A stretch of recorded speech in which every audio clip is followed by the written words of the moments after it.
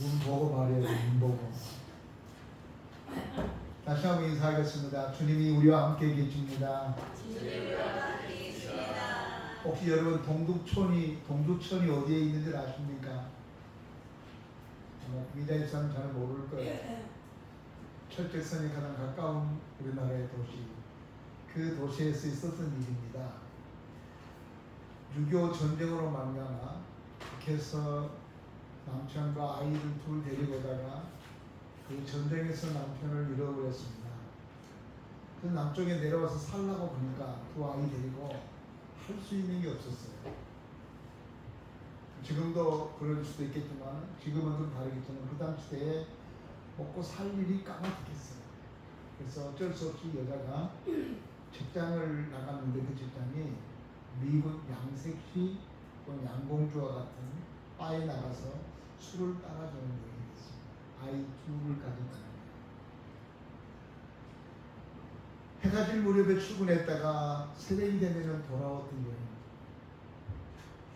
내가 일을 하고 결혼한 것도 아니고 일을 하고 인생을 살려고 살았던 게 아닌데 아이 둘을 놓고 이 아이를 키우기 위해서 해질녘에는 미군 바에 들어가서 웃음을 팔아야 되고 그리고 해가 뜰 새벽쯤 되면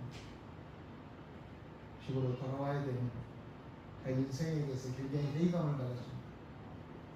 그런데 어느 날 새벽에 오는데 새벽에 교회 십자가가 눈앞에 확 띄었습니다. 한 번도 교회를 가보지 못했던 사람인데 마치 그 십자가가 자기를 향해서 오라가는 것 같았습니다. 그리고 자기 자신도 모르게 새벽 예배를 드리기 위해서 불이 켜져 있는 곳을 향해서 무조건 내려갔습니다. 그리고 예배를 드리면서 얼마나 하나님의 은혜를 바라는지 밤새고 물었어요. 목사님 말씀 듣고 난 다음에 제일 먼저 이 여자가 정리했던 것은 내가 굶어 죽을 한이더라도 이런 미군 바에 들어가서는 안 되겠구나. 그리고 그 직장을 정리하고 그리고 먹고 살기 위해서 허드렛 일을 해가면서 열심히 신앙생활하며 새벽을 깨웠습니다. 그 교회 담임 목사가 얼마나 좋았겠어요. 교회 나온 지 얼마 안 됐는데도 새벽 기도부터 나오고 그래서 그분에게 학습을 줬고 그리고 세례를 베풀었습니다. 그러니까 그 이듬해에 2년쯤 됐을 때 교회 목사님은 그분에게 집사라는 서리 집사의 직분을 줬습니다. 그 여인은 너무나 기뻤습니다. 내가 양세에 있던 내가 밤에 출근하고 아침에 퇴근해야 했던 내게 하나님께서 이 영광스럽고 이 성스러운 직분을 내게 주다니 너무나 좋아했습니다. 그런데 교회에서 여기저기서 이상한 소리가 들린 겁니다. 목사님이 저 사람을 모른가 봐. 저번에 미군 부대에서 양색시 노릇한 사람인데 저런 사람에게 어떻게 질서의 직분을 줄 수 있단가. 목사님은 변명했죠. 예수 그리스도로 보혈로 정결하게 되는 모든 사람들은 다 예수 안에서 다 하나님의 죄인아니다. 그랬지만 들려오는 소리는 자기를 너무 힘들게 했습니다. 동두천에 나가고 있는 장로님이 계신데 결국 그분은 그 교회에 적응을 하지 못하고 그 교회를 떠나게 됐다는 거 그리고 돌아오지 않았다는 거.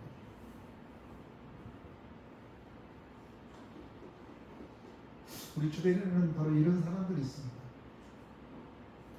이렇게 불행하고 불우하게 살아가다 예수 그리스도를 만나서 그 예수로 말미암아 자기 인생을 변화시키고 새롭게 살아가는 사람들이 많이 있습니다. 오늘 이 본문의 말씀은 이런 사람들을 대해서 우리 교회가 어떻게 대할 것이며 우리는 어떤 자세를 가져야 할 것인가에 대한 좋은 교훈을 가져다 주는 내용의 말씀입니다. 오늘 예수께서 우리에게 주셨던 이 말씀을 보게 되면 예수께서 유대를 떠나서 갈릴리로 가셨다고 기록되어 있습니다. 근데 예수께서 유대에서 갈릴리로 가시게 된 이유 중에 하나는 본문에 보니까 소문에 예수님이 세례 요한보다 더 많은 사람에게 세례를 주었다는 이야기입니다. 세례를 먼저 시작한 사람은 요한이었는데 나중에 세례를 드렸던 사람이 요한보다도 세례 요한보다도 예수님이 더 많이 세례를 베풀었다는 소문이 파다하게 예루살렘에 퍼지게 됐습니다. 그걸 예수님이 들은 거예요. 예수님과 세례 요한은 나이가 같아요. 6개월 차이 나요. 그래서 예수께서는 유대 땅에 이런 소문이 있다 보니까 내가 여기 있으면 안 되겠구나. 그래서 서둘러서 갈릴리로 가자. 그래서 제자들과 함께 갈릴리로 돌아가는 길이었습니다. 우리는 이런 행적을 보면서 예수님이 어떤 분인 것인가를 우리가 알 수 있습니다. 자기 때문에 분란이 생기고 자기 때문에 문제가 생기니까 그 자를 피해 준 거죠. 이것을 가르쳐서 여백이라고 말합니다. 여백. 다른 사람에 대한 배려, 다른 사람에 대한 이해, 이것이 예수님의 온유한 마음입니다. 그게 교회의 본래의 모습입니다. 그런데 우리가 지금은 이 교회가 이 본질적인 것을 잃어버렸습니다. 그래서 내가 마음이 매우 상합니다.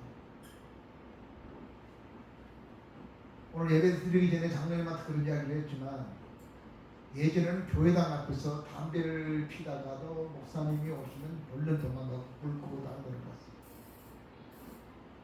그리고 교회당 앞에서 담배 안 피워요. 그건 상식이었어요. 그런데 언젠가부터는 교회당 앞에서 담배를 피우고 그 앞에다 담배 꽁초를 버리고 그 앞에서 쪼글 가지고 담배를 피우고 앉아 이렇게 나가요. 개의치 않아요. 그게 바로 뭐냐면 교회가 그만큼 세상 사람들에게 좋은 이미지를 심어주지 않고 있다고 하는 겁니다. 이건 교회가 자처하는 것들이죠. 교회가 교회의 본질을 잃어버려서 이런 일이 생겼어요. 세상이 그렇게 바라본 것 때문에 그렇습니다. 그런데 예수님은 세상이 자신과 세례 요한을 분탕을 지으려고 하니까 예수께서는 예루살렘에 있는 세례 요한을 거기에 있고 자기는 갈릴리로 저 북쪽으로 떠나가게 됩니다. 이런 잡음이 없게 하려고 하는 거죠. 혹시 여러분은 그래 본 적 있습니까? 나로 하여금 문제가 생겨지니까 내가 포기하면 되겠구나. 내가 이것을 하지 않으면 되겠구나 하는 여백의 마음을 가지고 살아가고 있는 거죠. 본래 기독교인의 마음이 그런 겁니다. 그리스도인은 그렇게 사는 겁니다. 그래서 하나님의 영광을 나타내고 그것을 보면서 하나님께서는 기뻐하고 하나님은 삶의 가치를 느끼게 되는 거죠. 예수께서 갈릴리로 지나갈 때 반드시 사마리아를 지나가야 됐어요. 사마리아 땅은 유대인들이 싫어하는 땅입니다. 상정하지 않은 지역, 특별한 지역이었어요.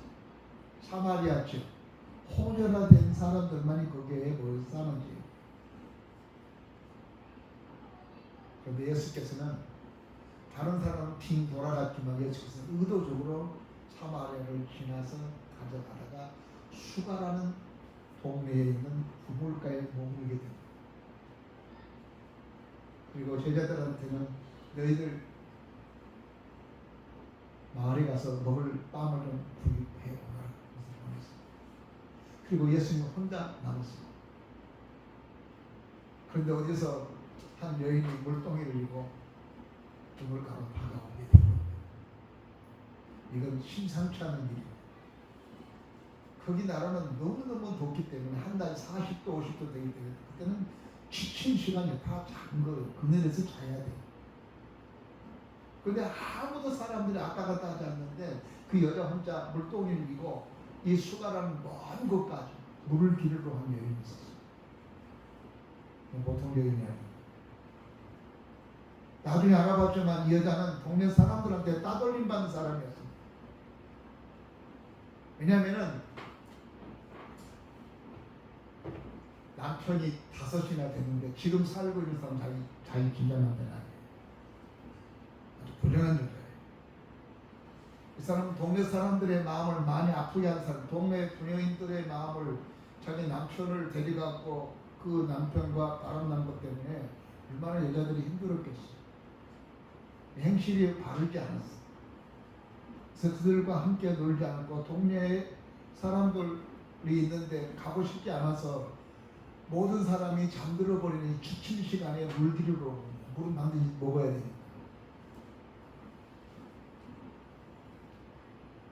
근데 사실은 예수님은 오래전부터 그 여인이 올 줄 알고 기다리고 계셨어요. 그리고 그 여인과 만나서 여인을 예수 앞으로 이끌고 가기 위해서 제자들을 마을로 빵 사러 보냈어요. 12명이 모은 거 2명이 가면 3명이 가면 충분하다고 하고 왔어요. 그러고 난 다음에 홀로 그 여인을 맞이하는 이게 예수님의 여백이에요. 예수님의 배려. 그 여인이 어떤 여자인 줄 주께서 알고 계셨기 때문에 그 여인의 수치나 그 여인의 약점을 제자들에게 말하고 싶지 않았어요. 예수께서는 그 제자들을 다 마을로 보내고 난 다음에 홀로 단둘이 만나서 그 여인과 대화를 하고 싶었던 게 예수님. 이게 예수님의 배려예요. 예수님의 여려. 우리가 예수를 닮아간다는 게 그거 아니겠어요? 너희는 나를 본받는 자가 되라. 나는 마음이 온유하고 겸손하냐 하면서 예수께서 우리들에게 했던 말이 나를 본받는 사람이 되라. 여러 가지가 있겠지만 우리의 삶에서 예수님을 본받고 살아가는 삶이 그렇게 중요합니다. 예수님은 상대에 대한 배려가 그렇게 많은 사람이었어요. 제자들에게 이 여인의 수치를 보여주고 싶지 않았습니다. 제자들이 12명이나 되는데 그 12명이는 제자들 앞에서 여인의 그 약점을 말해주고 싶지 않아서 제자들 다 돌려 보내놓고 난 다음에 예수께서는 그 여인에게 다가서서 말합니다. 나에게 물렸나? 여러분 어떻습니까? 상대방이 허물이 있는 것을 다른 사람들은 막 알고 막 떠들고 나발 보이고 남이 잘못되면 아이고 안 됐습니다. 뚜지 어려놓고 뒤에서 미소를 짓는 그런 분 아니셨습니까? 예수님은 행여나 이 여인이 상처를 입을까봐 예수님은 행여나 이 제자들에게 이 여인의 약점이 드러나고는 말미암아 부끄러워하실까봐 제자들 다 보내면서 그 여인을 직접적으로 만나주는 분이셨습니다. 그게 예수님이세요. 우리는 예수를 말할 때 예수님은 나를 진짜에 못 박혀 죽으셨다 여기까지는 잘 알고 있는데 예수님의 중심을 잘 몰라요. 어떤 부인은 이렇게 말합니다. 내가 남편하고 30년을 살았는데도 남편 잘 모르겠다는 거예요. 아예 몰라요. 무슨 음식 좋아하는 건지 뭘 좋아하는 건지 무슨 노락 좋아하는지 다 알고 있잖아요. 그것 말고 그 중심. 우리가 예수를 굉장히 꽤 오래 믿었음에도 불구하고 예수를 잘 몰라. 예수님의 간에서는 잘 알고 있어요. 예수는 하나님 아들이고 성부, 성자, 성중의 한 사람이고 이 땅에 다윗의 후세로 이 땅에 오셨다. 십자가에 죽었다. 이런 정도는 학문적으로 알고 있어요. 그러나 우리가 예수를 깊이 믿고 예수를 올바른 믿음의 사람이 되기 위해서는 그 예수가 그 예수님의 성품이 그 예수님의 인격이 그 예수께서 우리들을 향하신 그 마음이 어떤 마음인지를 알게 되면 우리가 예수를 믿는 데 있어서 또 다른 믿음의 세계를 우리가 걸을 수 있습니다. 예수님 남을 배려하는 사람이에요. 여백이 있는 사람이에요. 너무 칼 같은 사람이었어요. 인간미가 없는 사람이에요. 조금 기다려줄 여력이 필요하고 미리 와서 좀 준비하는 것도 필요하죠. 남이 실수하면 그 실수를 받아줄 줄 아는 것. 이것을 상대방이 알면은 부끄러워할 것 같아서 그것을 우리만 알리고 올려버려요. 예수님의 여유로운 여백. 그리고 그분에게 그분을 처음 만나서 이렇게 묻습니다. 물 좀 달라고. 어떻게 당신이 나한테 유대인이 되었고 나한테 물 달라고 하냐고. 그러니까 내가 누군 줄 알았더라면 당신이 내게 물을 줬을 것이다. 당신 누군데요? 당신이 나한테, 아주머니가 나한테 주는 물을 먹고 나면 다시 목마르게 되겠지만 내게 가지고 있는 이 생수를 당신에게 주면은 영원히 목마르게. 이 여자는 굉장히 세속주의적인 사람이에요. 예수님은 영성을 말하고 있고 영적인 이야기를 하고 있는데 이 사람은 세속적인 생각, 인간적인 생각을 이야기하고 있어요. 아, 그런 물이 있어요? 물이 귀한 그 지역에서는 이 생수가 얼마나 중요하겠어요. 이 물을 기르려고 저 마을에서 여기까지 오기도 하고 자기는 다른 사람의 눈을 피해서 여기까지 왔었는데 이 영원히 목마르지 않는 물을 주신다는 겁니다. 이 사람의 생각은 이것이었습니다. 육체에 목마르지 않은 예수님 영적인 이야기를 하고.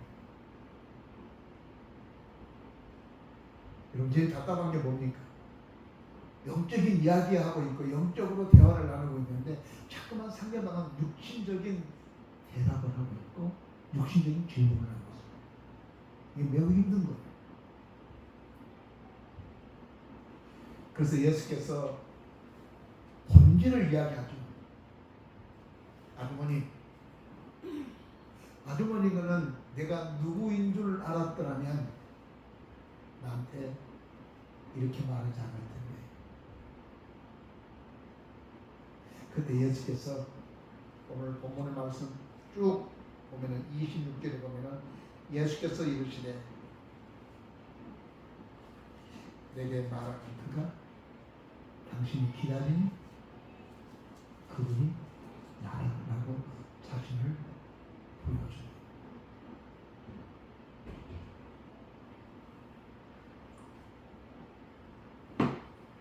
예수께서는 유대인으로부터 예루살렘부터 갈릴리로 가는 도중에 바로 이 여인 만나러 여기 오신 거예요. 이 여인에게 찾아오신 거예요.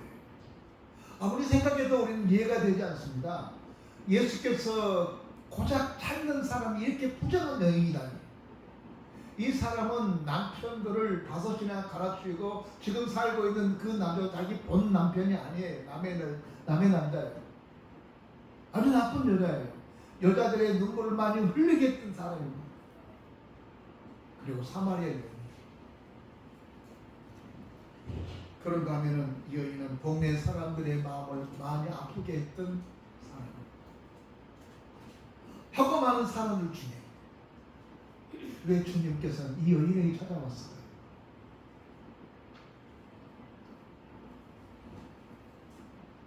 여러분이라면 어떤 사람 찾아가겠어요?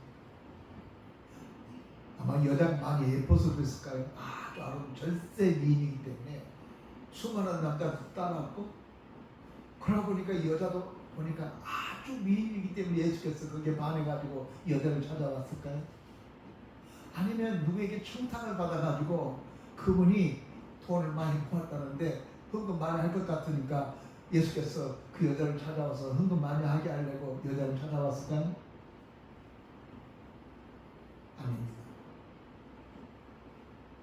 그도 하나님의 백성이기 때문에 그렇습니다. 자기가 그렇게 살고 있지만, 남편을 갈아가면서 그렇게 부정하게 살아가고 있지만, 이 사람의 본질은, 이 사람의 성씨는 하시예요. 하시. 하시가 누군 줄 아세요? 하나님의 백성이란 말이에요. 이렇게 살아가고 있지만 이 사람은 하시예요. 성씨가 하시, 하나님의 백성이었단 말이에요. 여리고에 아브라함이 여리고에 예수께서 내려갔다가 거기서 삭개오를 만나요. 이 사람은 매국노로 살고 있어요. 이 사람은 직업 자체가 죄인이에요. 이 사람은 끝난 사람이에요. 그런데 예수께서 이 사람을 찾아와요. 삭개오를 찾아와요.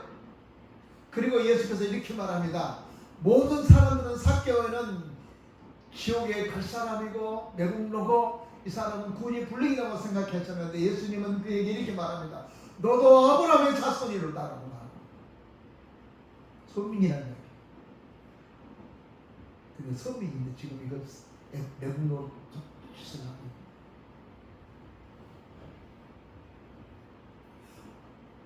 우리 주위에는 이런 사람들이 많습니다. 분명 이 사람은 하나님의 사람인데, 하나님에 속한 사람인데, 하나님의 백성인데, 하나님 앞에 서야 될 사람인데 하나님 따라서 강자처럼 사는 사람입니다. 몰라요. 내가 어떤 신분인지도 몰라. 내가 어떤 존재인지 모르고 있어요. 모를 수밖에 영원히 어두워졌어요. 그래서 주님이 찾아오십니다.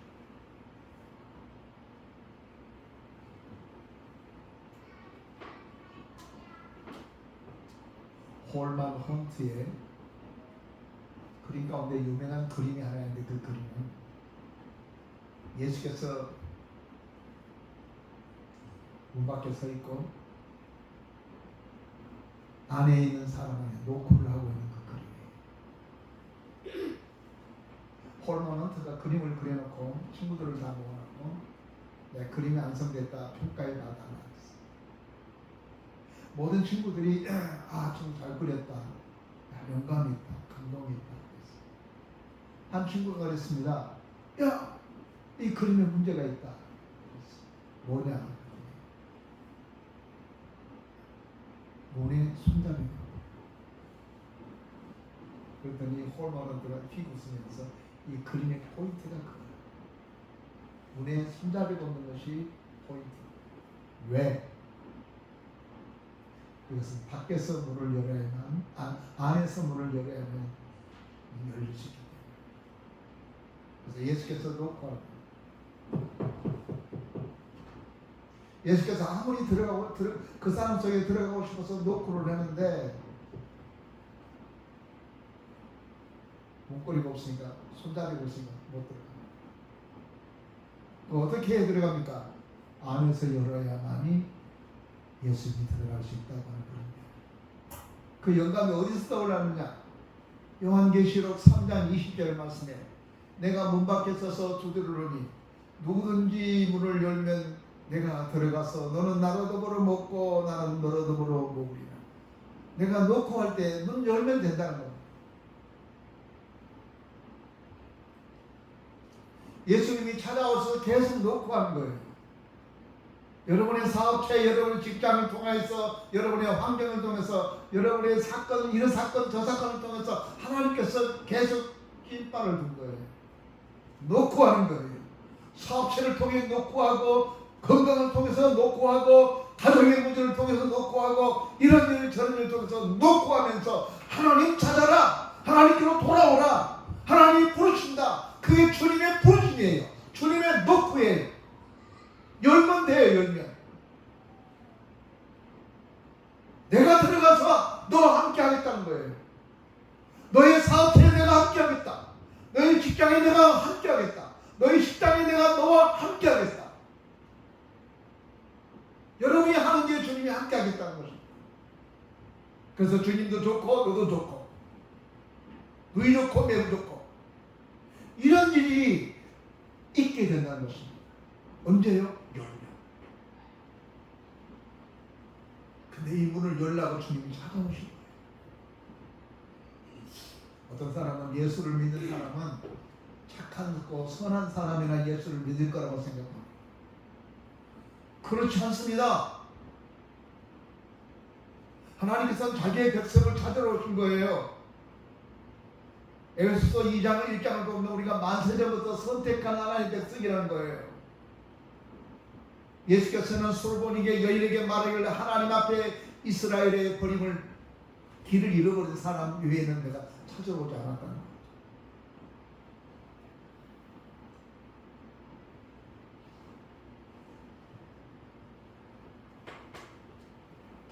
근데 왜 예수님이 찾아오시냐면은 어차피 이 사람이 죄인이기 때문에 못 찾아요. 예수 하나님을 알지도 못해.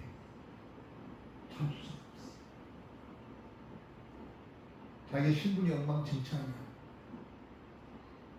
그래서 내가 이 모양이 이렇게 사는데 내가 어떻게 예수님 앞에 나갈 수 있을까?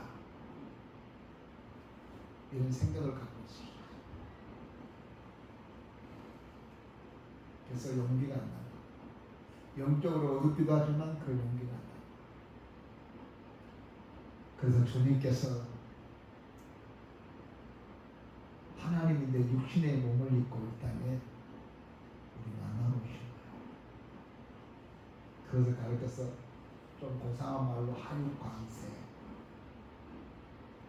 하나님의 영이 육신이 돼서 이 땅에 오신 거예요. 왜 왔냐면 우리 만나러 오신 거예요. 우리를 찾아오신 거예요.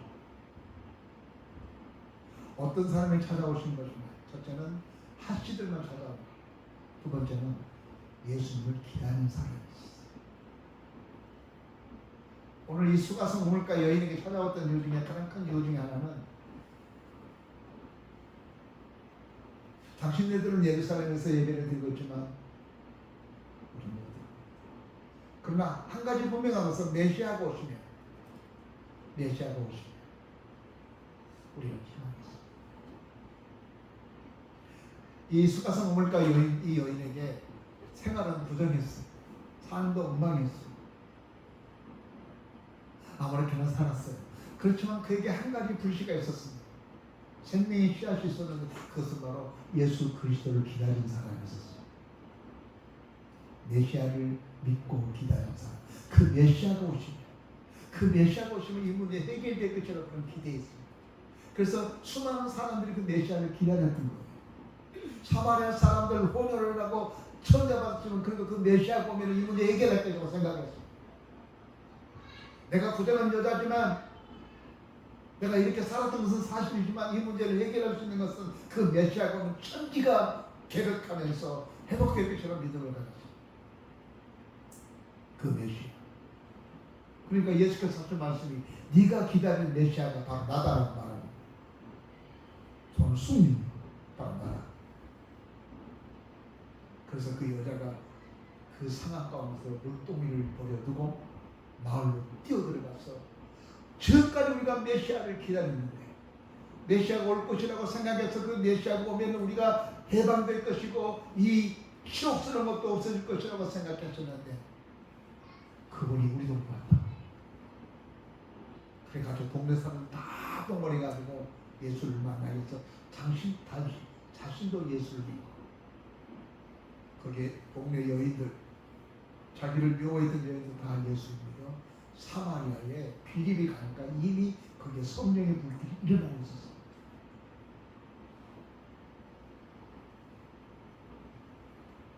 이제 말씀을 정리하겠습니다.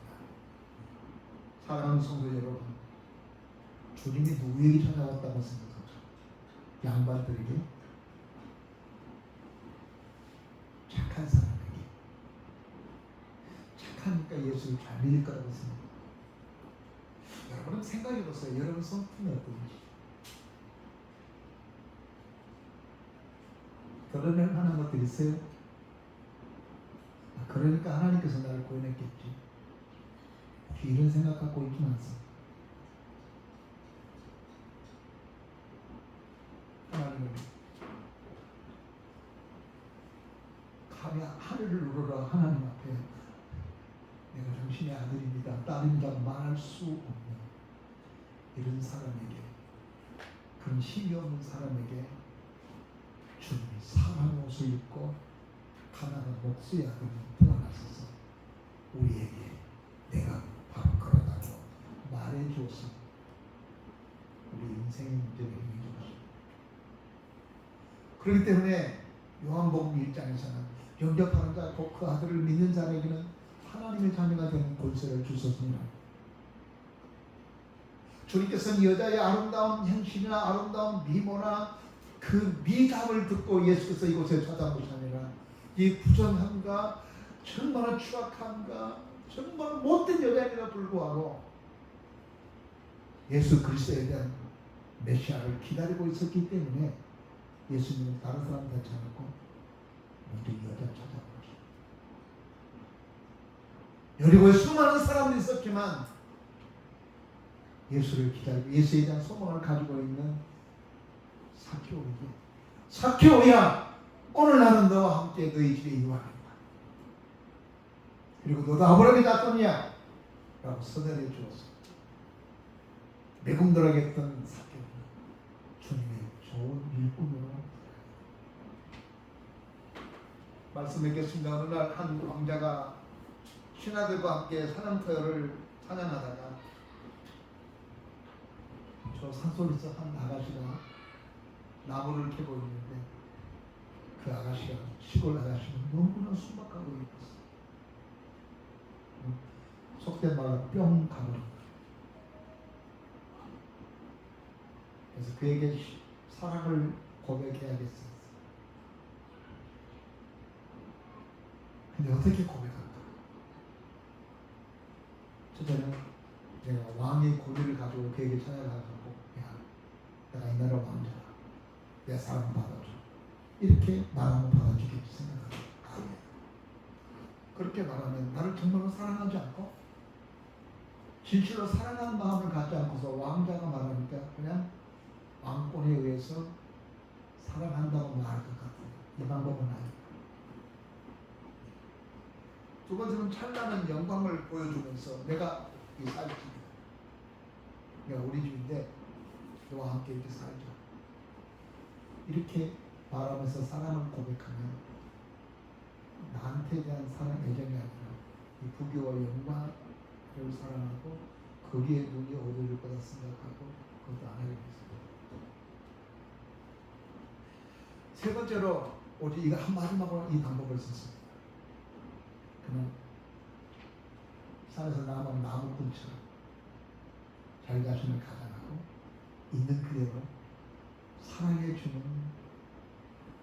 있는 그대로 받아주는 나무는 이 사람은 진정으로 내가 사랑을 주는 사람을 생각하고 다가와서 나는 이 산에 사는 나무꾼인데 당신을 보고 내가 마음에 들어 감동받아서 당신을 사랑합니다. 내 사랑을 받아주시라고 했어. 그 이야기 스토리는 그 삼촌애가 그것을 받아들여서 행복하게 살았다는 그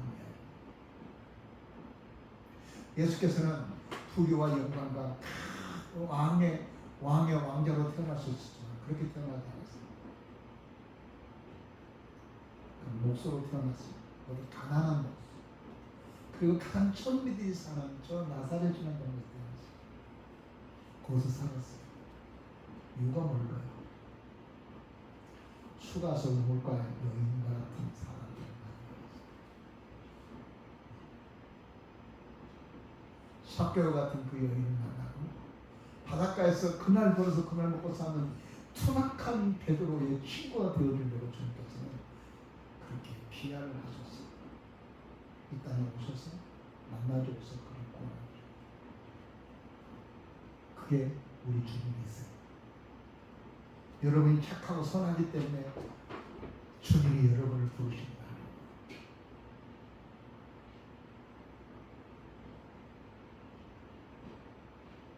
주님이 여러분을 사랑하셨어요.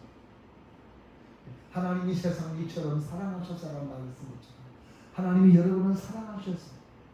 여러분을 구원하시고 여러분을 당신의 신부를 삼으시려 우리가 똑같은 옷을 입고 우리가 똑같은 눈높이에서 맞이하러 오셔서 우리들의 모든 짐을 지고 그분이 우리를 대적해 있어서 내가 하나님의 백성으로 살아가고 나 같은 사람이 행복할 수 있는 존재가 됐다는 것을 감사하게 생각하는 여러분 되기를 주님으로 축복합니다.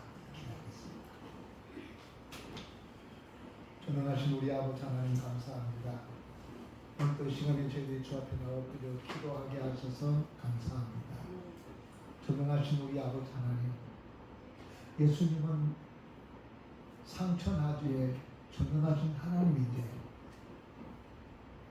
수가성 물가 같은 그 가의 여인처럼 추악하고 더러운 사람의 친구가 되어주고 그분의 말을 들어주고 그분의 소원을 하소연을 들어주기 위해서 낮고 천하게 오셔서 우리에게 찾아오셔서 우리를 만나주시고 우리에게 희망과 용기를 주시고 자신을 보여주며 내가 그러라고 말씀하셔서 그 예배에 희망을 줬던 것처럼 그래서 하나님은 여전히 우리에게 이렇게 희망을 주신 줄로 믿습니다. 예수님의 이름으로 감사하며 간절히 기도드리옵나이다. 아멘. 감사합니다.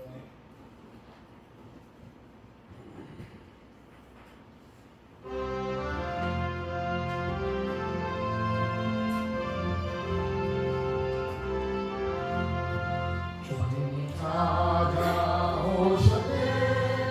오시어 들세 다시 왕을 쓰셨네 오시어 들세 우리 죄를 속하여 십자가를 지셨네 아직도 남으시라 오시어 들세 오라 손자 오셨네 오시어 들세 영광 중에 계신 주 오시어 들세 모든 교만 버리고 우리 구주 오시어 영생 공랑 누리세 오시어 들세 겸손한 자 참도다 오시어 들세 하늘에서 부르네 오시어 들세 좋은 자리 드리고 주신 은혜 구하세 하늘나라 세우세 오시어 들세 주의 내가 믿으니 오소서 오소서 주여 환영하오니 오소서 오소서 생명길로 이끄사 슬픈 일로 하시고 승리하게 하소서 오소서 오소서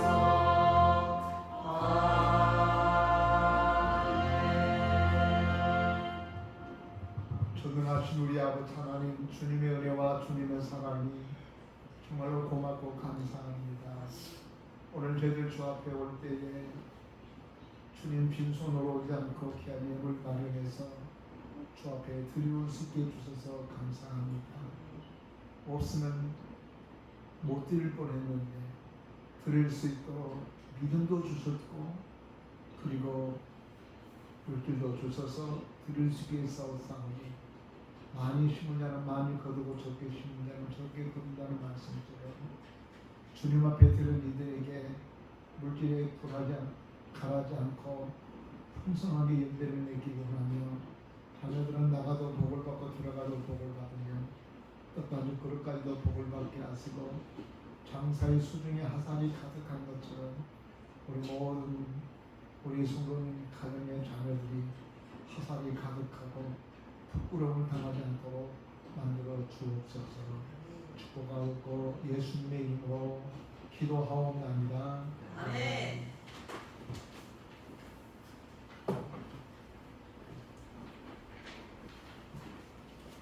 교회에 강호 말씀드리겠습니다. 인시 강의를 오늘 3시쯤에 하겠습니다. 다음 주 2부 예배는 전체 가족 대회로 모이겠습니다. 이번 달은 믿음 회복의 달입니다. 금주의 수원도 임시노회가 소망교회당에서 이루어집니다. 금주간 담임 목사는 온라인 성대에 부탁드립니다. 다음 주는 성충 5일 특별 새벽기도가 시작합니다. 우리 새벽기도를 지금 6시에 하는데 직장에 나간 사람들을 위해서 이 성충 5일만큼은 5시에 시작해서 30분에 끝나려고 합니다. 날씨가 많이 밝아지니까 환해지니까 나중에 운동도 하는 사람이 있으니까 새벽에 나와서 성령 충만 5일 신앙을 가졌으면 좋겠습니다. 서로 전화해가지고 만나자게 차를 타고 같이 올 수 있도록 준비하십니다. 우리 교회는 맥주 감사절을 7월 6일날 될 예정입니다. 7월 첫 주죠. 늘 그렇게 들어갔습니다. 맥주 감사절이다거나 기내 우리 교무실이랑 마음으로 볼까? 내가 오늘 2025년도에 하나님께 감사를 어떻게 표현할까? 감사의 마음을 준비해서 맥주 감사절 예배를 드렸으면 좋겠습니다. 이름만 맥주 감사절이 아니기를 바랍니다. 맥주 감사절 이름만 되지 않았습니다. 다른 강도 없으면 다 같이 자리에서 일했습니다.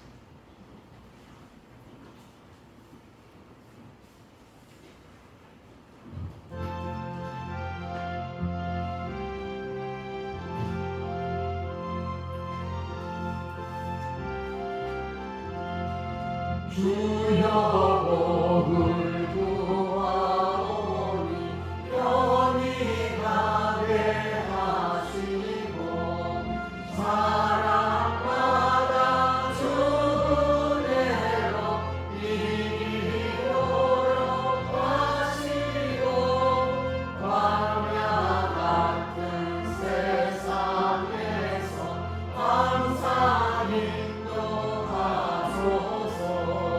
주의 복된 말씀 듣고 무한 감사합니다. 구원받은 주의 성도 열매 맺게 하시며 하나님이 우리 함께 항상 계시옵소서.